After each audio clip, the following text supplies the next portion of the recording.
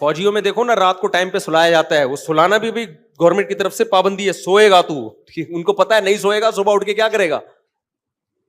جو جنگ لڑنے والے ہوتے ہیں یا جہاں بھی سیکیورٹی کا مضبوط نظام ہوتا ہے نا، تو اس میں ملازمین کو سلانا بھی پابندی ہوتی ہے. سونا ہم جب مدرسے میں پڑھتے تھے نا تو ہم پہ یہ بھی پابندی تھی کہ آپ نے اتنے بجے لازمی سو جانا ہے. مجھے یاد ہے میرے استاذ بہت زیادہ اس بات پہ سختی کرتے تھے کہ دوپہر قیلولہ کیا ہے کہ نہیں کیا. ان کو پتا ہوتا ہے ان کمبختوں نے اگر دوپہر نہیں سوئے نا تو یہ پڑھیں گے نہیں، پھر یہ تھکے تھکے رہیں گے، پڑھائی میں دل نہیں لگے گا ان کا. تو یہ خوب سمجھ لیں، مذہب پہ چلنے کے لیے، اللہ کو راضی کرنے کے لیے جیسے روحانی بیماریوں کا علاج کرنا ضروری ہے، ایسے ہی جسمانی بیماری کا علاج بھی ضروری ہے. اس کے بغیر آپ مذہب پہ نہیں چل سکتے. تو جیسے غصہ اسلام میں بری چیز ہے، خوش اخلاقی اچھی چیز ہے.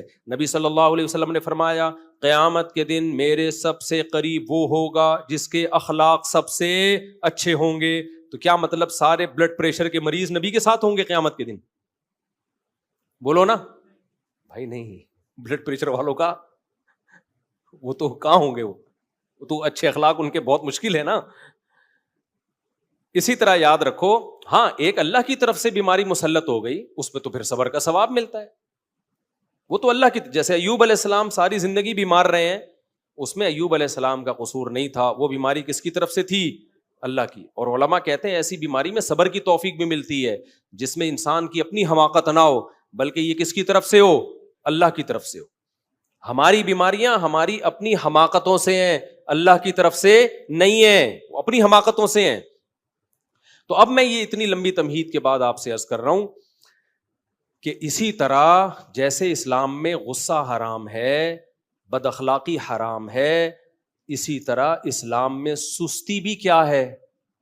بولو، حرام. سست آدمی نماز پڑھ سکتا ہے؟ نہیں. فجر میں دیکھ لو، فجر میں کسی بھی مسجد میں پکے نمازیوں کا ریشو دیکھو، عام لوگوں کی بات نہیں میں کر رہا، کتنے تھوڑے نمازی ہوتے ہیں. تو یہ کیا اس کی علامت ہے کہ اتنے جو تھوڑے نمازی ہیں یہ اس لیے ہیں کہ قوم چست بہت ہے، ایکٹیو بہت ہے. نمازیوں سے نہیں اٹھا جاتا، نمازیوں سے فجر میں نہیں اٹھا جاتا. کیوں؟ سست ہیں. اور بہت سارے کام ہمارے دیکھ لو، ایک کام نہیں ہے، صرف نماز پڑھ کیسے رہے ہوتے ہیں، ایسے پڑھ رہے ہوتے ہیں. ایک صاحب کو میں نے دیکھا نماز پڑھ رہے ہیں، ایک ٹانگ پہ پورا زور، پھر تھوڑی دیر میں یہ والی ٹانگ ہلکی، دوسری. ابے تجھ سے سیدھا کھڑا نہیں ہوا جا رہا ہے یار، اللہ کے سامنے تم کھڑے ہو، اتنی سستی. یہ سستی ہے نا بھائی. سست آدمی کبھی سیدھا کھڑا ہو سکتا ہے؟ بولو، وہ ٹیڑھا میڑھا ہی ہوگا. ہمارے شیخ حضرت مفتی رشید احمد صاحب رحمہ اللہ جب بیان کرتے تھے نا تو ٹیک لگا کے نہیں کرتے تھے، حالانکہ ان کی عمر 75-76 سال میں بھی ایسے کمر سیدھی رکھ کے بیٹھتے تھے یوں. اور کوئی ٹیڑھی کمر کے ساتھ بیٹھا ہوتا تھا نا، یوں کر کے اس کو ڈانٹ کے سیدھا کر دیتے تھے. حضرت کو ہم نے نہیں دیکھا کبھی سیڑھیوں سے اترتے ہوئے سہارا لیا ہو، سیڑھیوں پہ چڑھتے ہوئے بھی ایسے ٹھک کر کے جاتے تھے. آج کیا ہے، پہلی منزل پہ جانا ہے لفٹ کے ذریعے جا رہا ہے. ابے 2 سیڑھیاں چڑھ لے، یہ بہت ضروری ہے تیرے لیے، تھوڑے سے گھٹنے ایکٹیو رہیں گے نا. ابھی ایک کارپینٹر کو میں نے اپنے گارڈ کے ساتھ انڈا موڑ بھیجا. یہ انڈا موڑ یہ جہاں سے یعنی قریب ہی ہے، میرا خیال ہے 0.25 کلومیٹر ہے یہ. وہ کارپینٹر آدھے راستے میں بیٹھ گیا کہ تھوڑا ریسٹ کرنے دو، 0.25 کلومیٹر چلنے کے لیے. کتنا ہے؟ 100 میٹر نہیں، 100 میٹر سے تھوڑا زیادہ ہے. چلے اس پہ ہم بعد میں ڈسکس کریں گے. وہ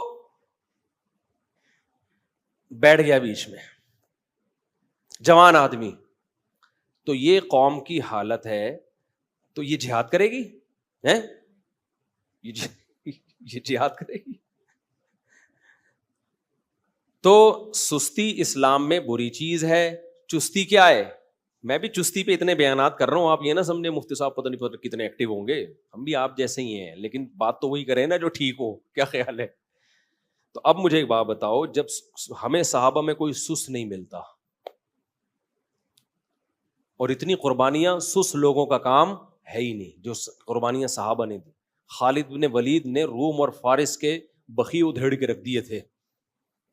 ہمارے مجاہدین جو ماضی میں ہم لوگوں نے دنیا فتح کی ہیں، فرانس تک پہنچ چکی تھی ہماری فوجیں، اور ادھر فتح کرتے کرتے شام، اور ادھر ایسٹ کی طرف انڈونیشیا، ملیشیا، یہ ساری اسلامی سلطنتیں یہ تو بہت پہلے اسلام میں داخل ہو چکی ہیں. کابل تک مسلمان فوجیں حضرت عثمان کے دور میں آ چکی تھیں، وہاں صحابہ کی قبریں ملتی ہیں.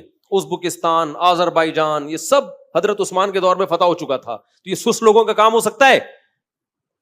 اگر نبی صلی اللہ علیہ وسلم صحابہ کو ربیع الاول کے حلووں پہ ڈال کے چلے گئے ہوتے کہ تم محرم میں اتنا حلیم کھایا کرو، ربیع الاول میں اتنی دیگیں کھایا کرو، جب بچہ پیدا ہوا کرے تو مٹھائی کے اتنے ڈبے کھا لیا کرو، تو آپ مجھے بتاؤ روم اور فارس اور آذربائیجان، ازبکستان یہ فتح ہوتے؟ بولو نا.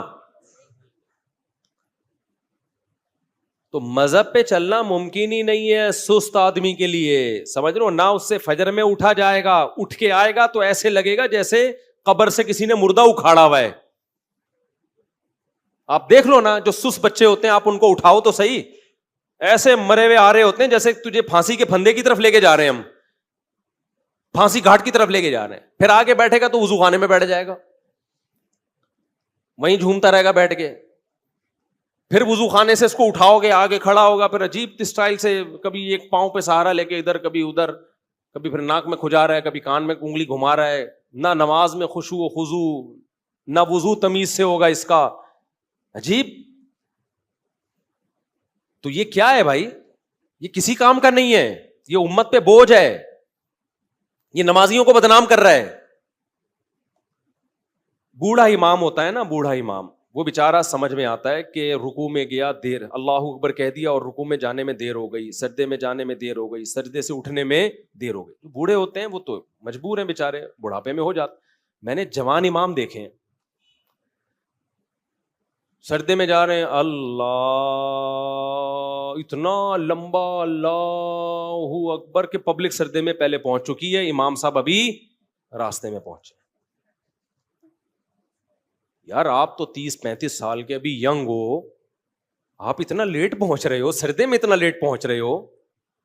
اور چلو شادیوں میں دولہا اپنی شادی میں لیٹ آتا ہے، میں تو نکاح پڑھاتا ہوں نا یہاں، دولہا لیٹ آدھا گھنٹہ 1 گھنٹہ. میں کہتا ہوں جس کمبخت کو اس کی شادی موٹیویٹ نہیں کر سکی ٹائم پہ پہنچنے کے لیے، وہ باقی کون سے کام ٹائم پہ کرے گا؟ یا تو بیزار ہے، تیری پسند کی شادی نہیں ہو رہی، یا تو سست ہے کہ پسند کا کام بھی اتنی سستی سے ہو رہا ہے. یہی وجہ ہو سکتی ہے نا بھائی تیری. کبھی چلو حادثہ بھی ہو جاتا ہے، ٹریفک جیم ہے، کوئی مسئلہ ہو گیا، لیکن نارملی بھی لوگ یہی کر رہے ہوتے ہیں. ہم بیٹھے ہوئے ہیں نکاح پڑھانے، ہم ٹائم پہ پہنچے ہوئے ہیں، حالانکہ میری نہیں ہو رہی شادی، پھر بھی میں ٹائم پہ پہنچا ہوا ہوں. اور اگلا کیا کر رہا ہے؟ جو دولہا ہے 1 گھنٹہ لیٹ، 1.5 گھنٹہ لیٹ. بس کر یار، تو نماز کیسے ٹائم پہ پڑھے گا جب تیری جو شادی جس میں اتنی دلچسپی ہے تجھے، وہ تو اتنی لیٹ کر رہا ہے، گھنٹہ بعد پہنچ رہا ہے تو. تو یہ مقصد کہ یہ قوم سست ہے یا نہیں ہے، مجھے یہ بتاؤ. یہ خدا کی قسم بہت بڑا عیب ہے ہمارے اندر، اس کو ہلکا مت سمجھو، بہت بڑا عیب ہے. نبی صلی اللہ علیہ وسلم کو سستی پسند نہیں ہے. اور آپ صلی اللہ علیہ وسلم کی صحیح بخاری کی حدیث ہے، آپ صلی اللہ علیہ وسلم نے فرمایا، ہم خطبوں میں یہ حدیث سنتے ہیں نا، خیر القرون قرنی ثم الذین یلونہم ثم الذین یلونہم. یہ بہت زیادہ ہم نے سنی ہے حدیثیں. آپ کو پتہ ہے پوری حدیث ہم نے نہیں سنی، ہم یہاں تک حدیث سنا کے بریک لگا دیتے ہیں. ہمیں پتہ ہے آگے ہم نے بیان کی تو ہو سکتا ہے میرے ہی خلاف جا رہی ہو وہ حدیث، کیونکہ میرے ابھی دفتر میں بھی مٹھائی کا ڈبہ رکھا ہوا ہے، نیت خراب ہو رہی تھی میری بھی. تو نبی صلی اللہ علیہ وسلم نے فرمایا سب سے بہترین امت میری یعنی صحابہ کی، پھر ان کے بعد والی بھی سب سے بہترین یعنی تابعین کی، پھر ان کے بعد والی بھی یعنی تبع تابعین کی. فرمایا اس کے بعد شر پھیلے گا. اور شر میں آپ نے 2 چیزوں کو خصوصیت سے ہائی لائٹ کیا. فرمایا ایک جھوٹ پھیل جائے گا, نمبر 2 موٹاپا پھیلے گا.